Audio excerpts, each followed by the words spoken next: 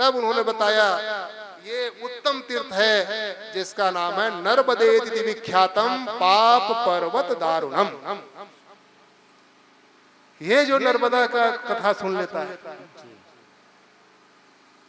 नर्मदा जी के कथा सुनने पर उनके बड़े बड़े पाप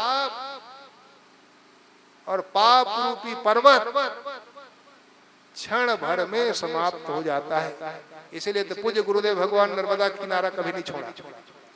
गुरु जी से कहे आप यहाँ आश्रम बना लीजिए, आश्रम बना लीजिए। गुरु जी ने कहा नहीं, हमको तो नर्मदा किनारे बना देना। इसलिए नर्मदा के परमहंसी को उन्होंने इसीलिए चयन किया था, क्योंकि नर्मदा जी के नजदीक, नर्मदा जो परिक्रमावासी है वहां से रहते हैं, वहां से बहुत नजदीक नर्मदा जी थे। इसलिए नर्मदा जी के किनारे ही गुरु जी ने चयन किया और अंतिम में ब्रह्मलीन भी उसी नर्मदा के किनारे इसीलिए लेना चाहा। उसे कहा कि आप गंगा जी चलिए, आप यमुना चलिए, इस तीर्थ पे चलिए, उस तीर्थ पे जाना, वही तीर्थ, क्योंकि नर्मदा की महत्ता गुरु जी जानते थे। इसलिए ऐसे स्थान पर रहते थे, नर्मदा का हमेशा स्नान उनको होता है।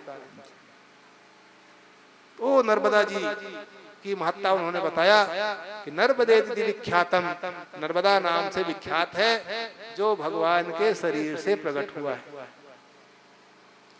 भगवान भूत भावन के शरीर से प्रकट होने वाली नर्मदा, कहते हैं दूसरे जो तीर्थ हैं, ये तीर्थ तो कुछ स्थानों पर इनकी विशेष महत्ता है, पर नर्मदा जी महारानी ऐसी है कि शुरू से लेकर के जहां से अमरकंटक से निकलती है और जहां जाकर के समुद्र में मिलती है, खाड़ी में खंभात, वहां तक के हर क्षण और हर स्थान पे उतनी महत्ता है। जो महत्ता शुरू में है वही महत्ता उनके एक एक अंगों में विराजित है। दूसरे तो कहीं कहीं उनकी विशेषता है, सब जगह उनकी विशेषता नहीं बताई गई।